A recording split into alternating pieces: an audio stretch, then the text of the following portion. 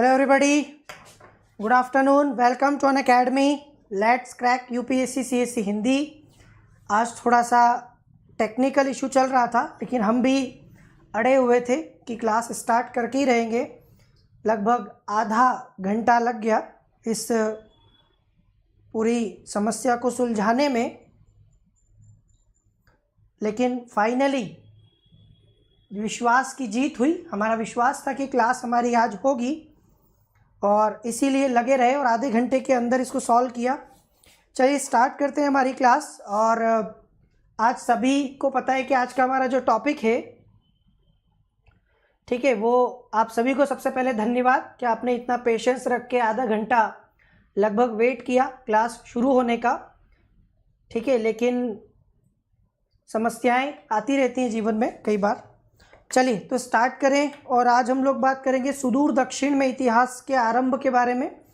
तो जिस समय भारत में, उत्तर भारत में हम बात कर रहे थे महाजनपद काल और एक विशाल साम्राज्य मौर्य साम्राज्य की स्थापना हुई, ठीक उसी समय दक्षिण में क्या चल रहा था, दक्षिण भारत के इतिहास के बारे में भी आज हम लोग बात करेंगे कि किस प्रकार से वहाँ पर इतिहास हुआ। उससे पहले जो लोग अनअकैडमी ज्वाइन करना चाहते हैं अपनी यूपीएससी की प्रिपरेशन, किसी भी प्रकार की प्रॉब्लम, प्रीलिम्स को लेकर, मेंस को लेकर, इंटरव्यू को लेकर, ऑप्शनल जीएस को लेकर, तो आप Unacademy, India's largest online platform, learning platform Unacademy को ज्वाइन कर सकते हैं। आइकॉनिक सब्सक्रिप्शन भी अभी नया नया आया है, आप सभी को पता होगा। ऐसे स्टूडेंट्स जिन्हें लगता है कि उन्हें पर्सनल कोई कोच चाहिए, ठीक है, जो उनके साथ लगातार मेहनत करे, कोई टीम चाहिए जो उसके साथ लगातार आंसर राइटिंग से लेकर हर चीज़ में उसकी हेल्प करे, क्या पढ़ना है, कैसे पढ़ना है, नोट्स कैसे बनाने हैं, कौन सी किताब नहीं पढ़नी है, कौन सी पढ़नी है, वो सब कुछ। तो इसके लिए आपको एक पर्सनल कोच मिलेगा और ये सारे बेनिफिट्स आपको मिल जाएंगे आइकॉनिक सब्सक्रिप्शन में। तो अगर आप अपनी स्टडी को, अपनी प्रिपरेशन को वन स्टेप आगे ले जाना चाहते हैं तो 2 साल का आइकॉनिक सब्सक्रिप्शन 99,000 का है। CK लाइव रेफरल कोड को यूज़ करिएगा तो 89,000 का होगा। 1 साल का 64,000 का है, लेकिन कोड यूज़ करने के बाद 57,100 का हो जाएगा। इसके साथ हमारा plus regular subscription, CK live referral code use करने के बाद 10% डिस्काउंट मिलेगा और 1 साल का 39,600 में, और 2 साल का इस रेफरल कोड को यूज़ करने के बाद 57,600 में आपको अवेलेबल होगा। जिन लोगों के पास क्रेडिट कार्ड है उनके पास में EMI फैसिलिटी भी होगी, वो EMI में भी पे कर सकते हैं, ठीक है। और आप सभी लोग मेरा रेफरल कोड यूज़ करके अपना कंप्लीट स्टडी कर सकते हैं यूपीएससी का, जीएस पेपर 1, पेपर 2, पेपर 4, ये सभी मैं आप लोगों को यहाँ पर भी पढ़ा रहा हूँ। और साथ ही जो पॉलिटिकल साइंस ऑप्शनल में नेक्स्ट मंथ से स्टार्ट कर रहा हूँ, आप सभी लोग ज्वाइन कर सकते हैं। और नोट्स भी आपको अवेलेबल होते हैं, सिलेक्शन तक मेरा पर्सनल व्यक्तिगत मार्गदर्शन, और ये नंबर जिस पर आप बात कर सकते हैं मुझसे व्यक्तिगत तौर पर 8770406895 @Chanchal Kumar Sharma official Telegram channel पर से भी आप जुड़ सकते हैं। तो बात कर रहे थे कि जिस समय मौर्य साम्राज्य की स्थापना हुई, जिस समय भारत में, ठीक है, एक बहुत बड़ा साम्राज्य उत्तर भारत में आया, और हमने देखा कि किस प्रकार से लोहे के आविष्कार के बाद खेती उन्नत अवस्था में पहुंची, बड़े बड़े नगरों का विकास हुआ, विशाल सेनाएं रखी जाने लगी, बड़े बड़े राज्य, साम्राज्य हमें दिखाई देते हैं, विदेशी आक्रमणकारी भी हमने देखे, मध्य एशिया से संपर्क भी देखा। लेकिन इस बीच दक्षिण में क्या चल रहा था, जरा सोचिए कि उस समय हमारे यहाँ पर दक्षिण भारत के क्या हाल थे। दक्षिण भारत में इतिहास की शुरुआत कहाँ से होती, तो यहाँ पर हम लोग देखते हैं महापाषाण काल जो है, ठीक है, महापाषाणिक या मेगालिथिक पृष्ठभूमि। तो प्रागैतिहासिक युग के पश्चात कई वस्तुओं से ऐतिहासिक युग का आरंभ हम देखते हैं।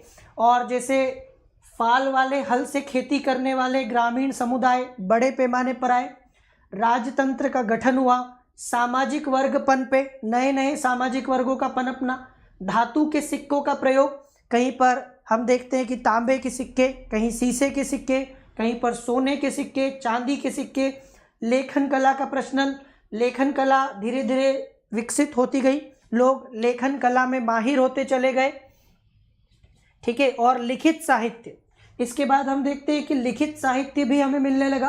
तो उसके बाद बड़े पैमाने पर बहुत सारे ऐतिहासिक साक्ष्य और हम कहें कि बहुत प्रकार से विकास हुआ है, इनमें से कोई भी बात, ठीक है, प्रायद्वीप के, भारतीय प्रायद्वीप के सिरे पर, मतलब सुदूर दक्षिण में, आज जो हमारा तमिलनाडु है, केरल है, वहाँ पर आपको नहीं मिलेगी।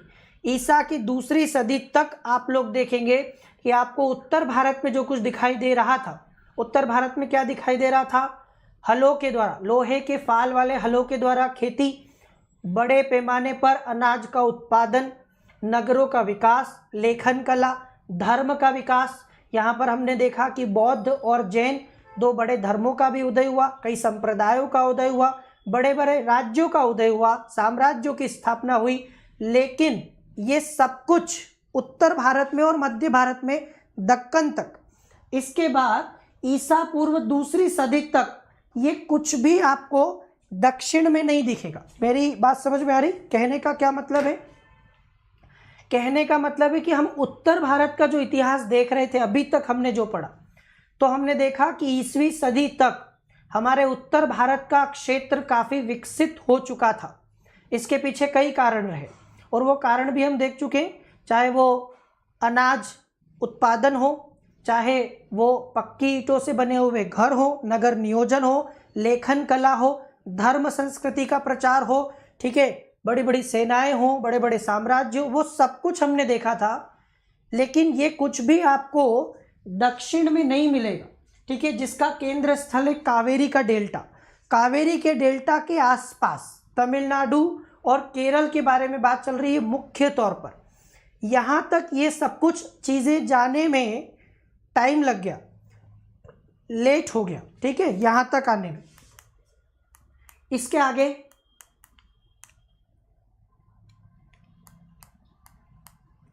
इस समय तक इस प्रायद्वीप के उच्च भागों में वे लोग बसते थे जो महापाषाण निर्माता, मेगालिथ बिल्डर कहलाते। तो इस समय जब हम लोग उत्तर भारत में ये देख रहे थे, तब दक्षिण में कौन रह रहा था? तब दक्षिण में वे लोग रह रहे थे जिन्हें हम मेगालिथ बिल्डर के नाम से जानते हैं, महापाषाण निर्माता। क्या है ये मेगालिथ बिल्डर या महापाषाण क्या है? दरअसल महापाषाण या ये जो मेगालिथ शब्द है, ये कब्रों के लिए यूज किया गया। किसके लिए यूज किया गया? कब्र,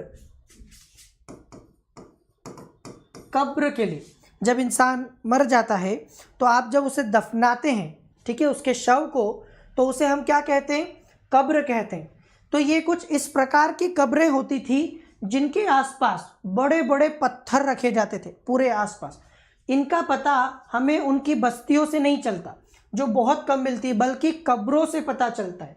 तो इस संस्कृति के बारे में, इस सभ्यता के बारे में, इन लोगों के बारे में हमें इनकी बस्तियां नहीं है बहुत ज़्यादा। जैसे उत्तर भारत में हम देखते हैं अलग अलग संस्कृतियां, हमने देखा कि मृदभांड की अलग अलग संस्कृतियां आई, हमने ताम्रपाषाण संस्कृति देखी, कांस्य युगीन संस्कृति देखी। वैसे ही आप देखिए कि यहाँ पर कब्रों से पता चलता है इन लोगों के बारे में, क्योंकि इनकी कब्रें, क्या होगा, ये जो कब्र है ना, कुछ न कुछ तो विशेष है, कुछ खास बात है इसमें।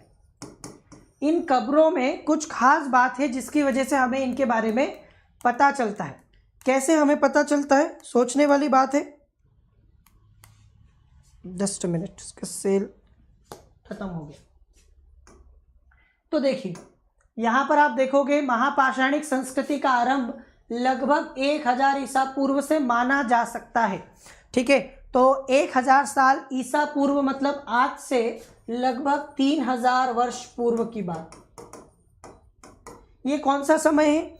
ये हमारे यहाँ वैदिक काल का समय है। वैदिक काल, जब भारत में ऋग्वैदिक काल आ चुका था, उत्तर वैदिक काल शुरू हुआ था 1000 ईस्वी के आसपास, पूर्व के आसपास। इसी समय दक्षिण में महापाषाणिक संस्कृति का आरंभ हुआ था। बात समझ में आई है? उत्तर भारत में क्या चल रहा था? उत्तर भारत में हमें मिल रहा था वैदिक काल, उत्तर वैदिक काल। उस समय दक्षिण में जो संस्कृति चल रही थी वो थी महापाषाणिक संस्कृति। क्लियर हुआ? लेकिन कई मामलों में महापाषाण अवस्था ईसा पूर्व 5वीं सदी से लेकर ईसा पूर्व 1ली सदी तक कायम रही, ऐसा मालूम होता है। 500 BC से लेकर, ठीक है, 100 AD तक। यहाँ तक आप देखोगे कि आपको ये संस्कृति दिखाई देगी लगभग 600 सालों में। कुछ बातों में तो यह अवस्था ईस्वी सन की आरंभिक सदियों तक टिकी सी लगती है। अशोक के अभिलेखों में हमने चोलों का नाम देखा है, पांड्य का उल्लेख हुआ है, केरल पुत्र जिन्हें चेर कहा जाता है इनका उल्लेख हुआ है। ठीक है, इन सब की शायद भौतिक संस्कृति की उत्तर महापाषाणिक अवस्था के लोग माने जाते हैं। तो हमने अशोक के अभिलेखों में जिन चोलों के बारे में सुना है, पांड्य के बारे में आपने देखा था ना कि अशोक का 13वां जो अभिलेख है, शिलालेख है, वो सबसे ज़्यादा लंबा है। उसमें पड़ोसियों के बारे में भी बताया गया है, चोल, चेर, पांड्य, इनके बारे में। तो ये जो चोल हैं, पांड्य हैं, चेर हैं, ये सारे इस भौतिक संस्कृति की उत्तर महापाषाणिक अवस्था के लोग माने जाते हैं। तमिलनाडु के दक्षिणी जिलों में रहने वाले इन महापाषाणिक लोगों में कुछ अजीब लक्षण हैं, जैसे वे मृतकों के अस्थि पंजर को लाल कलश में डालकर गड्ढों में दफनाते थे। तो यदि कोई व्यक्ति मर गया और उसके मरने के बाद जो उसके अस्थि पंजर हैं, ठीक है, जो अवशेष हैं, उसको किसी कलश में लाल रंग के कलश में क्या कर दें, उसको बंद करके पैक करके गड्ढे में दफना दें। इस प्रकार के लक्षण आपको तमिलनाडु के दक्षिणी जिलों में रहने वाले महापाषाणिक लोगों में दिखाई देंगे। ये लोग धान और रागी उपजाते थे, परंतु इनकी खेती बहुत ही कम जमीन पर होती थी और वे घने जंगलों में छाए रहने के कारण मैदानों या निचली भूमियों में बस नहीं पाए। ज़्यादातर ये लोग घने जंगलों में रहे, ठीक है, इसीलिए ये मैदानी भागों में और निचली भूमियों में नहीं रहे। हालांकि ये लोग धान और रागी जैसे अनाज उपजाया करते थे और खेती बहुत कम जमीन पर करते थे। ये महापाषाणिक लोग दक्षिण भारत में हम इतिहास का आरंभ मानते हैं इन्हीं महापाषाणिक लोगों के साथ, जो कि पत्थर की बड़े बड़े, ठीक है, आप कब्रें बनाते थे। कब्रों के आसपास हम देखते हैं कि पत्थर, बहुत सारे पत्थर आपको दिखाई देंगे बड़े बड़े आकार के। ईस्वी सन के आरंभ के साथ या संभवतः उससे कुछ पहले ये लोग ऊंची भूमि से उतरकर उर्वर नदी घाटी में आए और कछारी डेल्टा क्षेत्रों को कृषि योग्य बनाया। बहुत सारे व्यापारी और विजेता लोग और जैन बौद्ध लोग और धर्म प्रचारक उत्तर से आकर प्रायद्वीप के दक्षिणी छोर तक गए। तो कई प्रकार से जब धर्म का हम देखते हैं कि प्रचार हुआ, चाहे वो जैन हो, चाहे बौद्ध हो, या व्यापारी एक से दूसरी जगह व्यापार करने गए, तो बहुत सारे वो अपने साथ जो है संस्कृति के तत्व लेकर गए। अलग अलग प्रकार की चीज़ें यहाँ से उस संस्कृति में गई। उनके साथ में जो ये भौतिक संस्कृति आई, उसके बहुत से तत्वों के साथ इन महापाषाण लोगों का संपर्क हुआ और इससे शायद उनको धान रोपने की, ठीक है, कला समझ में आई। और इस प्रकार से हम देखते हैं कि वहाँ भी कई प्रकार के सामाजिक वर्ग बने। क्या समझना है? समझना क्या है इस पूरे मामले में? समझना ये है कि हमारे सुदूर दक्षिण में, केरल में, तमिलनाडु में इतिहास की शुरुआत कैसे हुई। तो शुरुआत में जो लोग हमें दिखाई देते हैं वो महापाषाणिक मेगालिथिक संस्कृति के लोग हैं, जो लगभग 1000 ईसा पूर्व से लेकर बाद में 100 ईस्वी सदी तक माने जाते हैं। ये लोग बहुत ज़्यादा बड़े पैमाने पर खेती भी नहीं करते थे, कोई बहुत ज़्यादा बस्तियां भी इन्होंने नहीं बसाई। इनके बारे में हमें पता चलता है इनकी कब्रों से, जो कि अपने आप में एक विशिष्ट प्रकार की है। इसके साथ हमें पता चलता है कि जब उत्तर भारत विकसित हो रहा था तब ये लोग काफ़ी ज़्यादा पिछड़े हुए थे, लेकिन जब उत्तर भारत से लोग वहाँ गए, जैसे बौद्ध गए, जैन गए, कई प्रकार के व्यापारी गए, तब जाकर इनके बीच में जो संपर्क हुआ, उस संपर्क के परिणाम स्वरूप इन लोगों में भी बहुत सारी चीज़ें आई। कुल मिला के जो हमारा उत्तर भारत है, ठीक है, उत्तर भारत के कई सारे भौतिक संस्कृति के तत्व दक्षिण भारत में गए। आई मेरी बात समझ में? तो दक्षिण भारत में हमारी संस्कृति के तत्व वहाँ गए और उनसे क्या हुआ, उनसे उनको धान रोपनी के बारे में पता चला। कई सारे गांव और नगर बसाए जाने लगे और बहुत सारे सामाजिक वर्ग यहाँ पर बन गए। उत्तर और सुदूर दक्षिण जो तमिलकम या तमिश्कम कहलाता है, इन दोनों के बीच संस्कृति और आर्थिक संबंध की स्थापना ईसा पूर्व 4वीं सदी से बड़े महत्व की हुई। दक्षिणापथ आपने सुना होगा। दक्षिणापथ का मतलब है दक्षिण को जाने वाला रास्ता। मतलब जहां हम बात करते हैं नॉर्थ और साउथ, तो जो रास्ता नॉर्थ से, उत्तर से दक्षिण को कनेक्ट करता है वो कहलाएगा दक्षिणापथ। तो दक्षिणापथ उत्तर वालों के लिए लाभदायक सिद्ध हुआ। क्यों? क्योंकि वो इससे उत्तर से दक्षिण गए और वहाँ से उन्हें सोना, मोती और विविध प्रकार के रत्न प्राप्त हुए। तो उत्तर के लोग दक्षिण में गए और दक्षिण से बहुत प्रकार के उन्होंने रत्न, आभूषण, सोना, चांदी, ये सब कुछ प्राप्त किया। ठीक है। पाटलिपुत्र में रहने वाले मेगस्थनीस को पांड्य देश मालूम था। तो उस समय आपको पता है कि कौन से वंश दिखेंगे यहाँ पर? चोल, चेर, पांड्य। ठीक है, ये मेन है। पांड्य, चोल और चेर ये मुख्य वंश है।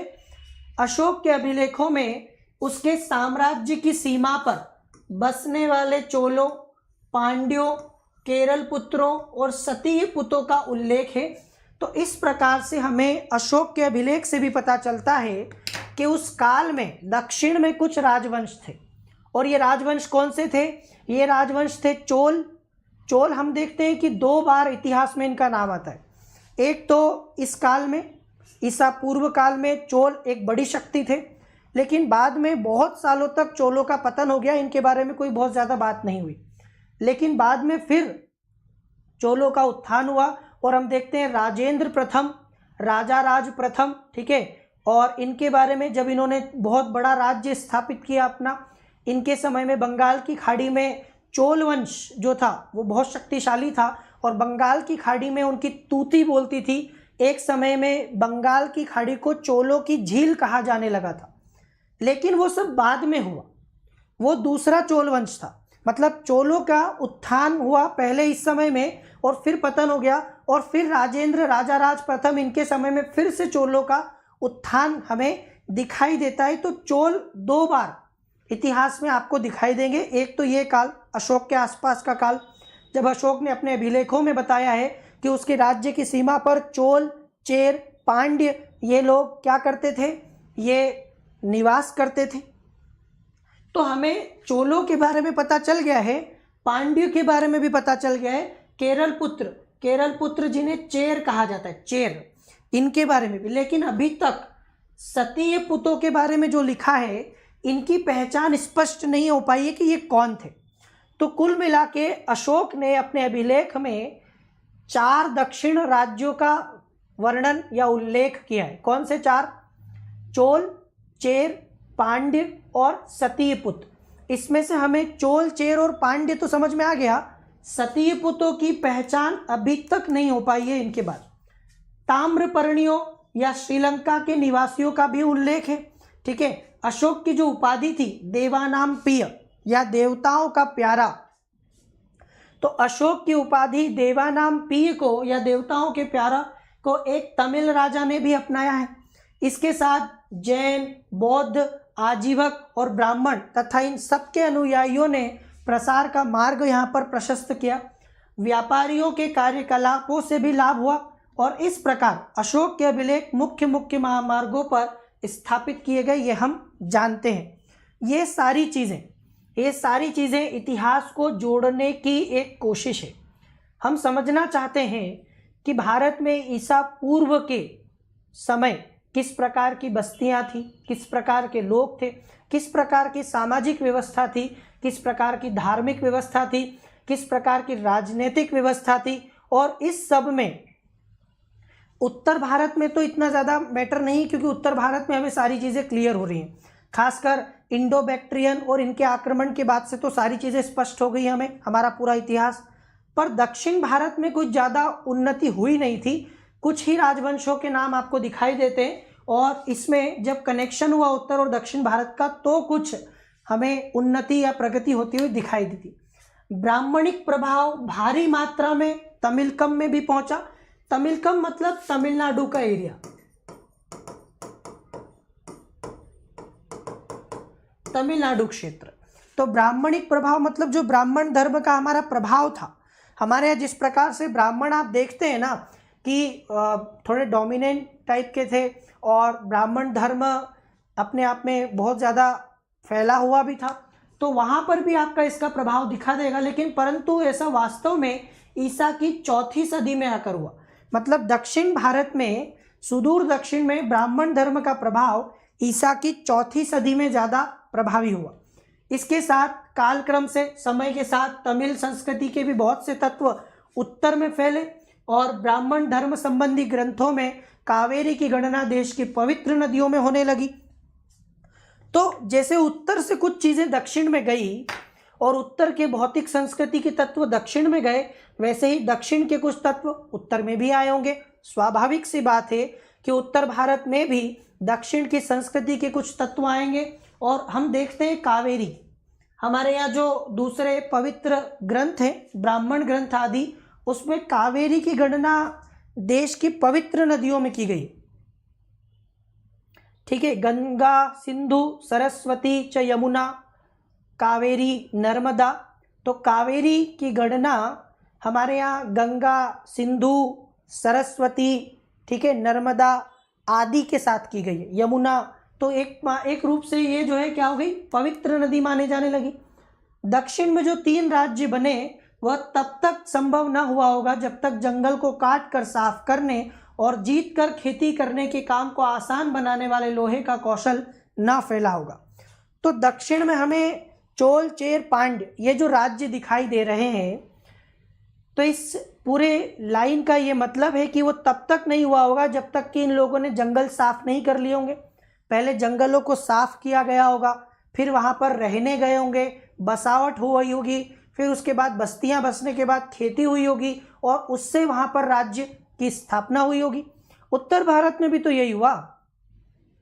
उत्तर भारत में भी हम देखते हैं कि किस प्रकार से हमारे यहाँ पर पहले वंश आए अलग अलग। आप देखते हो कि जितने भी गंगा यमुना का मैदान है, लोहे के आविष्कार के बाद उसको क्या किया, काट के साफ किया गया एरिया को, फिर वहाँ कृषि की गई और उस कृषि भूमि के आसपास बहुत बड़ी मात्रा में लोग निवास करने लगे। तब जाके जनपद आए और जनपद के बाद महाजनपद आए। तो हमने वहीं से देखा था शुरुआत। तो दक्षिण में भी कुछ कुछ ऐसा ही हुआ होगा कि पहले जंगल साफ किए गए होंगे, फिर वहाँ पर लोग रहने लगे होंगे, फिर खेती करके वहाँ राज्य की स्थापना हुई होगी, तब जाके चोल चेर और पांड्य ये राज्य आए होंगे। चोल चेर और पांड्य इन तीनों राज्यों के उदय में रोमन साम्राज्य के साथ बढ़ते हुए व्यापार का भी हाथ। तो ऐसा माना जाता है कि ये जो तीनों राज्य हैं, इनके उदय का, इनकी स्थापना में कुछ न कुछ हाथ रोमन साम्राज्य के साथ जो व्यापार होता था, जो बढ़ता हुआ व्यापार था, उसका भी है। कैसे? ईसा की पहली सदी से ही तीनों जनों के शासक, चाहे वो चोल हो, चेर हो, पांड्य हो, उस आयात निर्यात व्यापार से लाभ उठाते रहे, जो एक और दक्षिण भारत के समुद्र तटवर्ती प्रदेश और दूसरी ओर रोमन साम्राज्य के पूर्वी उपनिवेशों खासकर मिस्र के बीच चलता रहा। तो दक्षिण भारत का ये इलाका अपने समुद्र तट के माध्यम से बड़े पैमाने पर व्यापार करता रहा, खासकर मिस्र के साथ। और मिस्र उस समय रोमन साम्राज्य का ही हिस्सा हुआ करता था। तो इस बात के हमें अवशेष मिलते हैं कि आयात निर्यात होता था, व्यापार होता था, किसके साथ? हमारे दक्षिण भारत और रोमन साम्राज्य के बीच।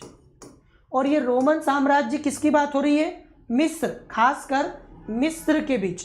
तो मिस्र जो है, इजिप्ट, ये उस समय रोमन साम्राज्य में ही आता था। तो ये शुरुआती 3 राज्य के बारे में एक बार हम देख लें, यहाँ से आपको ध्यान से समझना है, ठीक है? वो तो एक भूमिका थी। भारतीय प्रायद्वीप का दक्षिणी छोर, भारतीय प्रायद्वीप का दक्षिणी छोर मतलब ये वाला इलाका, ये वाला इलाका। इसमें मुख्य रूप से 2 राज्य हैं, तमिल नाडु और केरल। भारतीय प्रायद्वीप का दक्षिणी छोर तमिलनाडु और केरल, जो कृष्णा नदी के दक्षिण में पड़ता है। आप सभी को पता है कृष्णा नदी कहाँ से निकलती है? कृष्णा नदी निकलती है महाराष्ट्र में। महाराष्ट्र में कहाँ से? महाराष्ट्र में महाबलेश्वर की पहाड़ियों से। तो महाराष्ट्र की महाबलेश्वर की पहाड़ियों से निकलकर वो आंध्र प्रदेश में डेल्टा बनाती है, गोदावरी के पास में, ठीक है? तो कृष्णा नदी के दक्षिण की, मतलब कि आंध्र के दक्षिण की बात चल रही है, तमिलनाडु की बात चल रही है। यहाँ 3 राज्यों में ये पूरा एरिया विभक्त हो गया था। एक थे चोल, दूसरे थे पांड्य और तीसरे थे चेर या केरल पुत्र। इन्हें केरल पुत्र भी कहा जाता है। 3 राज्य यहाँ पर हमें दिखाई दे। यहाँ आपको समझना है 3 राज्य ये दक्षिण में कृष्णा नदी के आए। पांड्य का उल्लेख सबसे पहले मेगास्थनीज ने किया। मेगास्थनीज आपको पता है जिसने एक प्रसिद्ध किताब भी लिखी हुई है इंडिका। ये मौर्य साम्राज्य के बारे में जानकारी का एक महत्वपूर्ण स्रोत है। तो इंडिका लिखने वाले मेगास्थनीज ने पांड्य का उल्लेख किया है। उसके अनुसार उनका राज्य मोतियों के लिए मशहूर था। तो इसका मतलब 2 चीज़ें क्लियर हुई। 2 चीज़ें क्या? एक तो ये कि मेगास्थनीज ने अगर इंडिका में इनका उल्लेख किया है तो ये मौर्य काल के आसपास की बात है। ये मौर्य साम्राज्य के पैरेलल चल रहा था और अशोक के भी अभिलेख में नाम आया है इनका। और दूसरा, ये राज्य मोतियों के लिए मशहूर था, मतलब कहीं ना कहीं समुद्र के तट के कारण यहाँ से मोती आदि प्राप्त करके उनका निर्यात किया जाता होगा। वह यह भी बतलाता है कि इस राज्य पर एक स्त्री का शासन था। एक और सोचने वाली बात यह है, हमारे यहाँ एक ऐसे समय बहुत कम आए हैं, ठीक है, जब आप सोचिए कि जब किसी स्त्री का शासन हमें दिखाई देता है तो मेगास्थनीज के अनुसार पांड्य राज्य के ऊपर एक स्त्री का शासन था, जिससे यह लक्षित होता है कि पांड्य समाज मात्र सत्तात्मक था। मतलब जैसे कल भी हम लोग बात कर रहे थे सातवाहनों के बारे में, और मैंने आपको बताया था कि सातवाहनों को ये बोला जाता है कि ये लोग कहीं ना कहीं मात्र सत्तात्मक या मात्र तंत्रात्मक थे। वैसे ही पांड्य भी मात्र तंत्रात्मक या मात्र सत्तात्मक थे, ऐसा लगता है। पांड्य राज्य भारतीय प्रायद्वीप के सुदूर दक्षिण और दक्षिण पूर्वी भाग में था। सुदूर दक्षिण मैंने आपको पहले ही बताया कि अगर मैं आपको ऐसे बताऊं प्रायद्वीपीय भारत, तो यह है सुदूर दक्षिण और यह है दक्षिण पूर्व। मतलब इनका जो इलाका है वो ये वाला होगा, केरल को छोड़ के तमिलनाडु वाला, ठीक है। यहीं पर इनके पास में चोल भी इनके पड़ोसी थे और दूसरी तरफ इनके पड़ोसी केरल पुत्र या चेर थे। और इसमें मोटे तौर पर आज का तमिलनाडु का तिन्नवेली, रामनद और मदुरई, जो मदुरई है जहाँ मीनाक्षी का मंदिर है, ठीक है, मीनाक्षी नटराजन का, तो ये मदुरई जिला के आसपास पांड्यों का शासन था। इनकी राजधानी मदुरई थी और ईसा की आरंभिक सदियों में तमिल परिषदों में संकलित साहित्य में जो संगम नाम से, तो संगम साहित्य जो है, ठीक है, संगम साहित्य में भी पांड्य राज्यों का उल्लेख है। तो एक और चीज़ यहाँ पर यह भी है कि ये जो पांड्य हैं, पांड्यों का राज्य तमिलनाडु में हम देखते हैं, कहाँ पर? मदुरई के आसपास। और दूसरा, संगम साहित्य में भी इनका उल्लेख है, मेगास्थनीज ने भी इनका उल्लेख किया है और अशोक ने भी किया है। तो पांड्य के बारे में मैंने आपको बताया। पांड्य राज्यों को रोमन साम्राज्य के साथ व्यापार में लाभ होता था। मतलब जो व्यापार ये लोग करते थे रोमन साम्राज्य के साथ, तो रोमन साम्राज्य के साथ अपने व्यापार में इनको फायदा होता था, ये भी हमें समझ में आता है। इन्हें लाभ होता था और इन्होंने रोमन सम्राट ऑगस्टस के दरबार में अपने राजदूत भी भेजे। इनके समय में इनके राज्य में ब्राह्मणों का अच्छा स्थान था। पांड्य राज्यों ने या राजाओं ने ईसा की आरंभिक सदी में वैदिक यज्ञ भी किए। मतलब सीधी बात है कि हमने अभी कहा ब्राह्मण धर्म,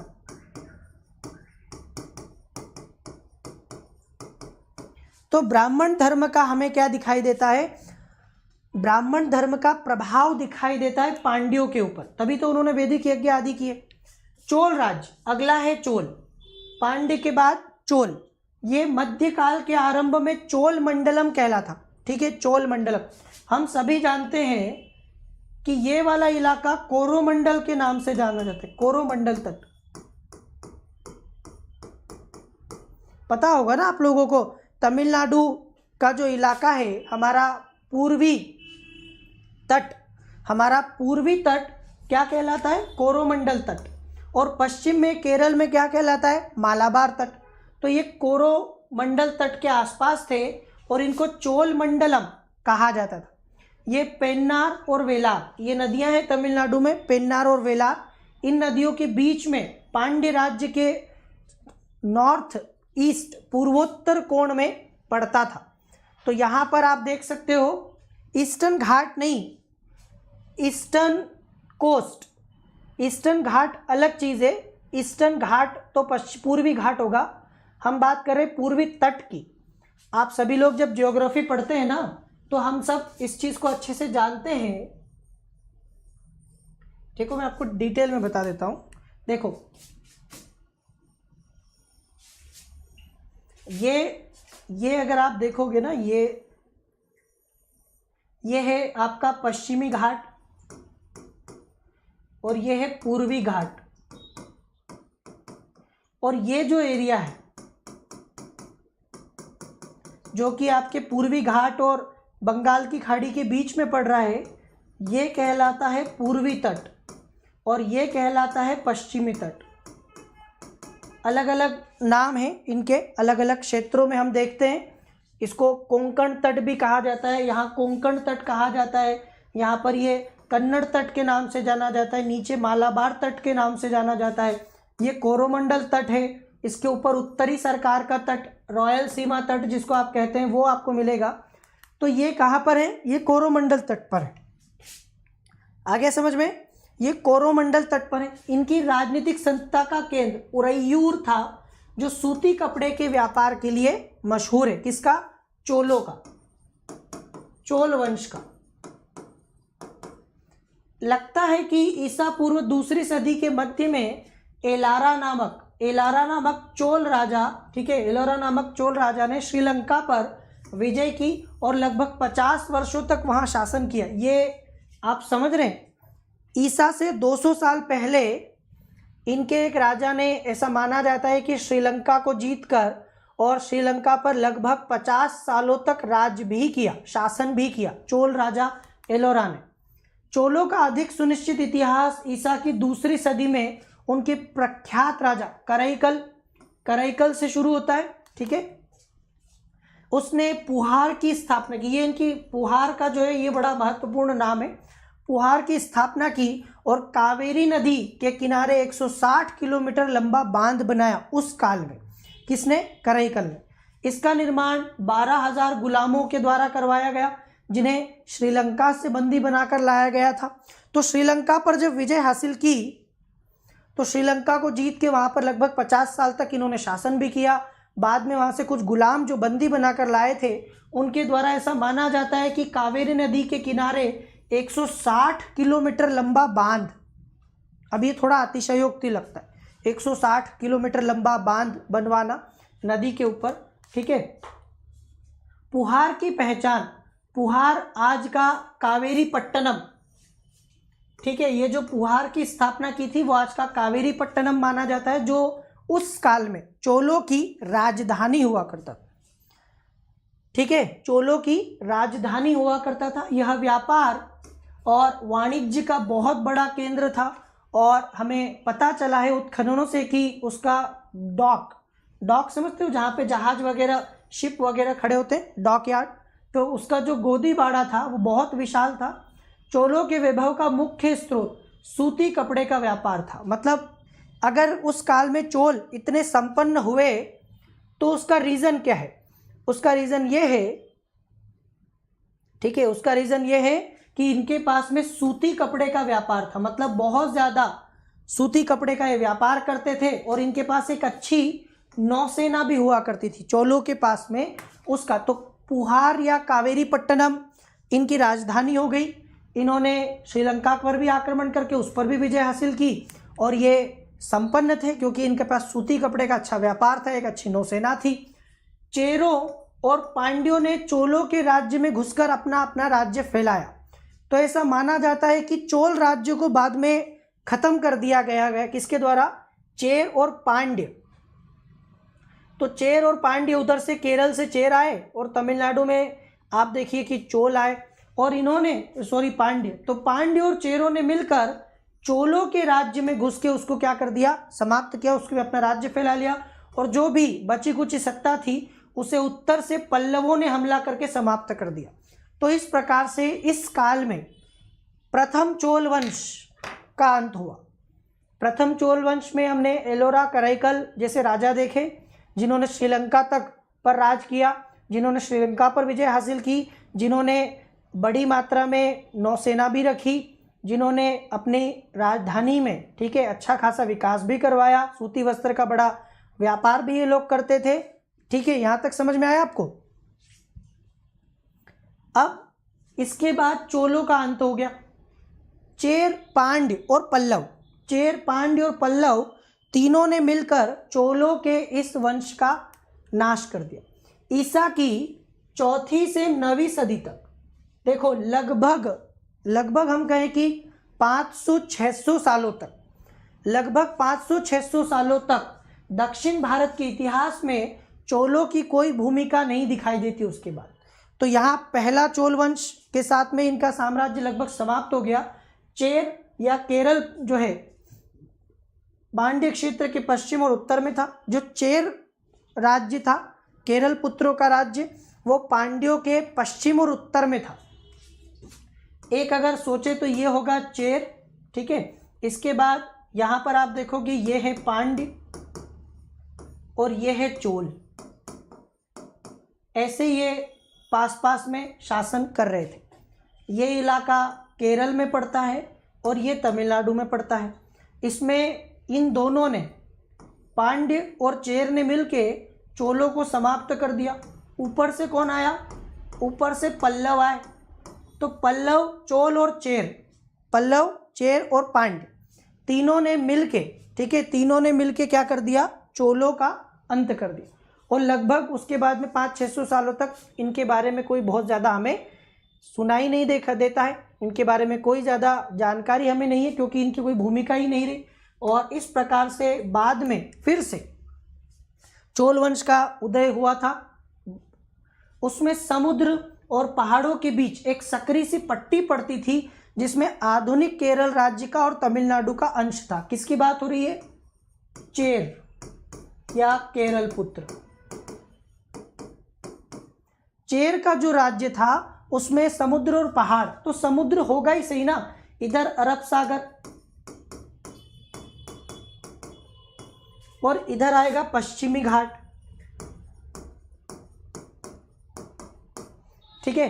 तो समुद्र और पहाड़ों के बीच एक सकरी सी पट्टी में यहां पर चेर का राज्य था, ये वाला, इधर अरब सागर और इधर पश्चिमी घाट। तो इसमें आजकल का केरल आ जाएगा और कुछ हिस्सा तमिलनाडु का भी आ जाएगा,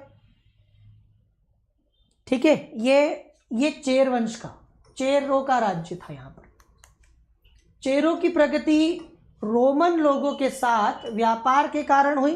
तो रोमन साम्राज्य के साथ व्यापार का बहुत फायदा इन्होंने उठाया।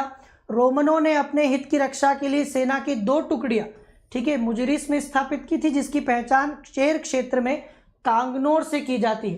तो ये जो रोमन है, इनका अच्छा खासा व्यापार चलता था इनके साथ अरब सागर से। अब चूंकि रोमन साम्राज्य का व्यापार होता था, तो अपनी सुरक्षा के लिए रोमन साम्राज्य ने, ऐसा माना जाता है कि सेना की 2 टुकड़ियां भी, ठीक है, रखी थी चेरों के राज्य में। कहा जाता है कि उन्होंने वहां ऑगस्टस का, जो रोमन सम्राट था, उसका एक मंदिर भी बनवाया था। यद्यपि चेरों ने चोल नरेश करैकल के पिता का वध कर दिया, लेकिन चेर नरेश को भी अपनी जान उस युद्ध में गंवानी पड़ी। बाद में दोनों राज्य कुछ समय के लिए मित्र बन गए और अंततः चेर और चोलों में वैवाहिक संबंध भी स्थापित हो गए, ठीक है। कई बार मुझे ऐसा लगता है कि कुछ चीज़ें आप लोगों को पढ़ाने की ज़रूरत नहीं होती, मतलब वो इतनी ज़्यादा इम्पॉर्टेंट नहीं होती। लेकिन जब कभी भी मैं इस प्रकार से सोचता हूँ कि यार ये चीज़ ज़्यादा ज़रूरी नहीं है या ये चीज़ छोड़ी भी जा सकती है, तो फिर आप लोगों के मैसेजेस आने लगते हैं, आप लोग कमेंट करने लगते हैं, सर वो वाला चैप्टर छोड़ दिया, सर वो वाला भाग नहीं आया। तो इसलिए मजबूरी में कई बार मुझे वो चीज़ें भी आपको करानी पड़ती है जो शायद मुझे नहीं लगता कि आपके लिए कोई बहुत ज़्यादा ज़रूरी है। मेरी बात समझ में आ रही है आपको? तो इसीलिए यदि मैं कभी कोई चीज़ छोड़ देता हूँ बीच में, तो आपको समझना चाहिए कि शायद इसलिए छोड़ी गई होगी क्योंकि इससे आपका हो सकता है कि आपका टाइम वेस्ट हो या आपको बहुत ज़्यादा फ़ायदा उससे ना मिले, तो मजबूरी में कई बार आप करवा लेते हैं कुछ चीज़ें।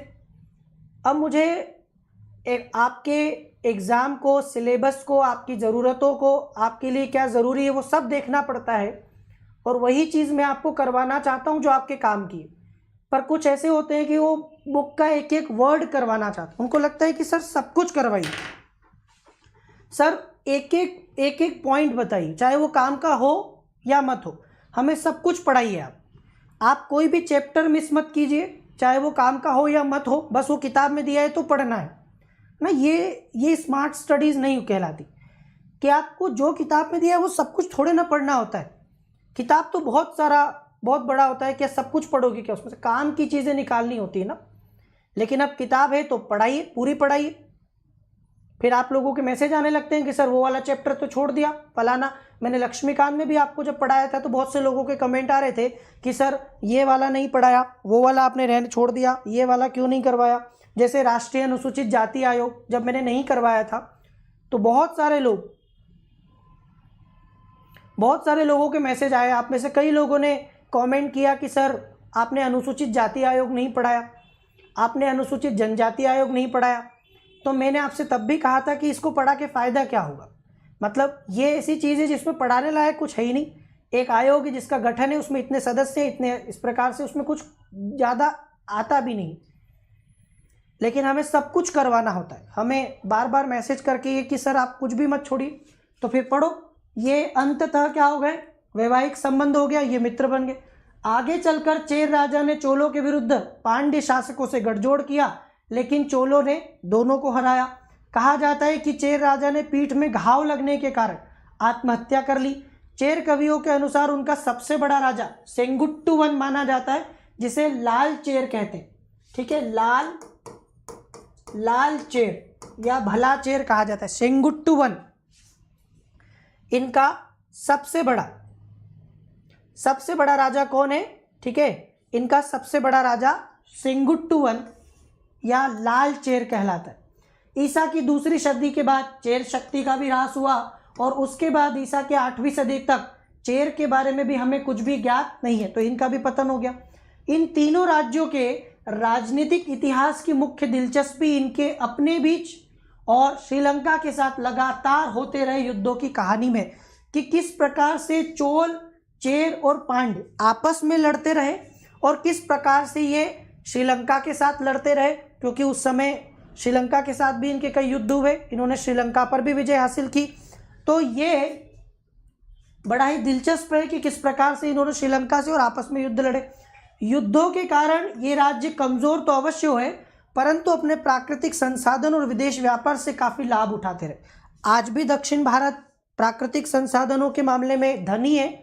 उस समय भी दक्षिण भारत प्राकृतिक अपना लंबा समुद्र तट आज भी, ठीक है। इसके साथ में हम देखते हैं किस प्रकार से जो दक्षिण भारत का प्राकृतिक वनस्पति, वहाँ पर होने वाला, ठीक है, खेती आदि, ये सब कुछ, इससे ये बहुत सारा व्यापार करते रहे, बहुत सारा फायदा उठाते रहे। और मसाले, विशेषकर गोल मिर्च, इसकी बहुत डिमांड थी, मिर्च की, इनकी राज्य की गोल मिर्च उगाते थे, जिसकी पश्चिमी दुनिया में बहुत मांग थी। मतलब हमारे यहाँ से जाती थी मिर्च, बदले में आता था सोना। रोमन साम्राज्य से सोना आता था।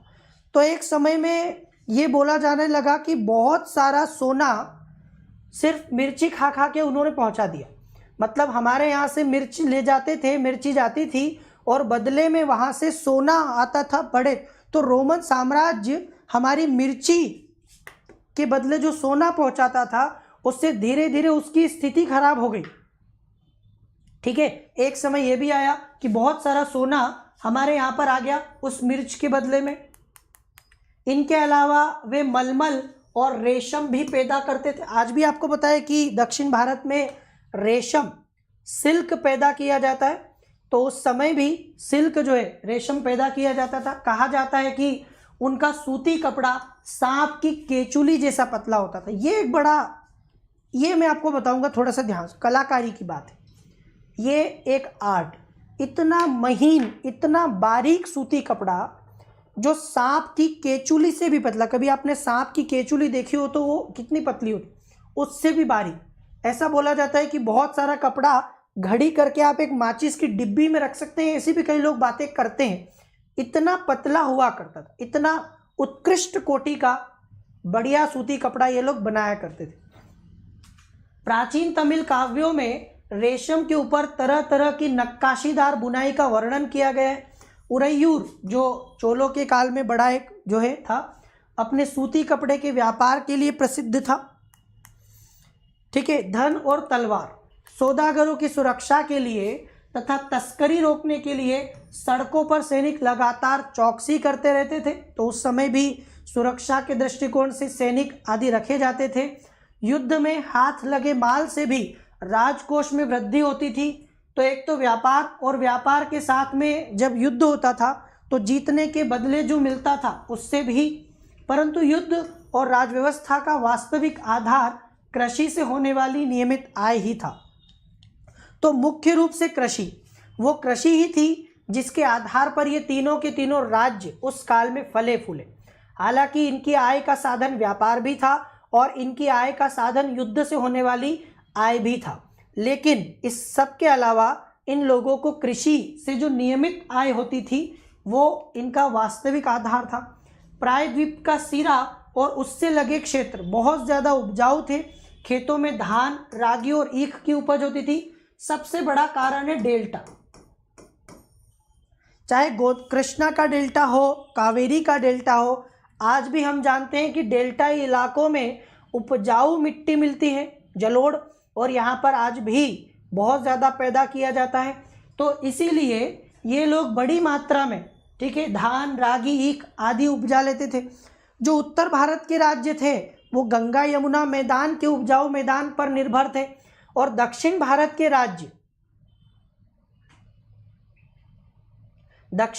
के राज्य इन डेल्टाई इलाकों की मिट्टी और भूमि पर निर्भर थे। कावेरी डेल्टा के बारे में कहावत है कि जितनी जमीन में एक हाथी लेट सकता है उतनी जमीन 7 आदमियों का पेट भर सकती। क्या मतलब हुआ इसका? मतलब कावेरी नदी का डेल्टा कितना उपजाऊ था कि आप एक हाथी को लेटा दो, और जितनी जगह पर वो हाथी लेटा होगा उतनी जगह पर आप अनाज का पैदावार करके 7 लोगों का पेट भर सकते हो। आप मेरी बात समझ रहे हैं?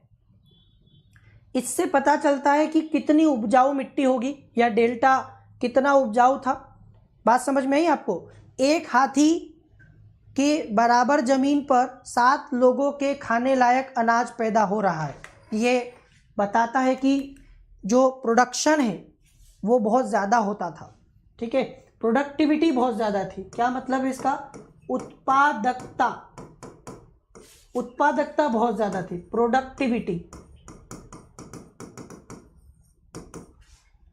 स्पष्टतः किसानों से वसूले गए करों से राज्य अपनी सेना रखता था। इस सेना में बैल, ठीक है, जुते हुए रथ, हाथी, घुड़सवार, पैदल सिपाही, ये सब हुआ करते थे। जैसे उत्तर भारत में था, युद्ध में हाथी महत्वपूर्ण भूमिका निभाते थे। वैसे भी आप सभी को पता है दक्षिण भारत में हाथियों की तो कोई कमी नहीं है। ठीक है, दक्षिण भारत में बहुत ज़्यादा हाथी पाए जाते हैं आज भी, तो ये महत्वपूर्ण भूमिका निभाते थे। घोड़े समुद्र के रास्ते पांड्य राज्य में बाहर से मंगाए जाते थे, तो घोड़े यहाँ पर ज़्यादा थे नहीं, तो घोड़ों को व्यापार के माध्यम से, ठीक है, मंगाया जाता था बाहर से, समुद्र के रास्ते से।